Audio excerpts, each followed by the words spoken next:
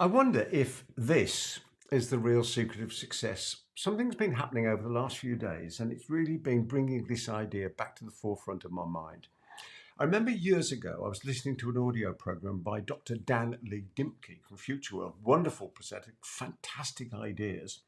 And one of the monthly cassettes that I received from him, that's how long ago we're talking, was cassettes, was called the Immersion Protocol.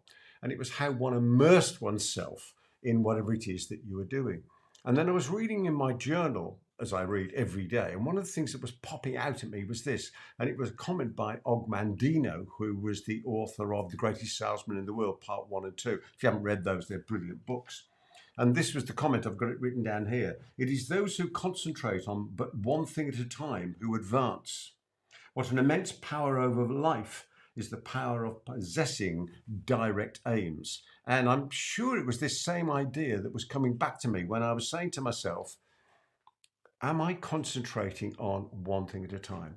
Now, you probably know, because of the marketing I've been doing, that I've fairly recently launched, subject to when you're seeing this particular recording, my latest book, Paid, which reveals the 10 secrets of being richly rewarded for the value you deliver and the cascading impact you have in our world. And so everything that I'm thinking about at the moment is about Paid, about the membership program that goes with it, the seminars that I've got coming up called the Paid Revolution. And it was a funny thing that happened today that really brought this home and sort of knocked me on the head and said, Peter, I told you this was the secret. I go out walking most mornings, not very long, but I go out, get some fresh air, see some greenery and all the rest of it.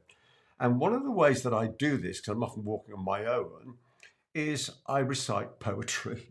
Now, I know that might seem a bit strange, but I like the If poem. If you can keep your head when all about you are losing theirs and blaming it on you, if you can trust you know the poem, which is great. And by the way, if you like that poem, you want to try reading it and changing if to as, then I've given it a different feeling. So I was doing that one and the man in the glass. And then as I was getting close to home, I was reciting in my head the poem by Jessie Rittenhouse, who did the Paid poem, if you remember.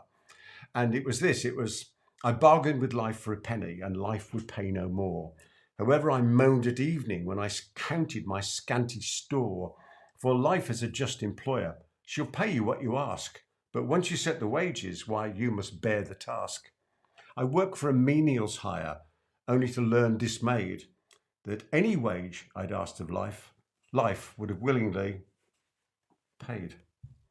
Isn't it strange how these things come together, and it seems that everything at the moment is just revolving around that. And I know why.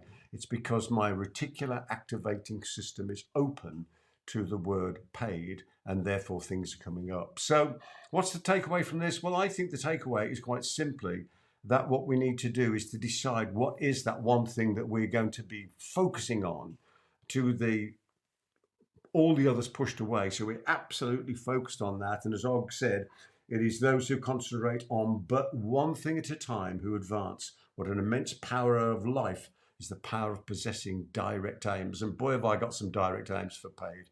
So I continue to wish you every success in all your adventures in life. From me, Peter Thomson. If you've enjoyed this, there's plenty more of my videos about. I look seeing you on there. And for me, that was pretty stumbly, wasn't it? Let's say all that again. So I wish you success in all your adventures in life. From me, Peter Thomson, until the next time. Goodbye for now.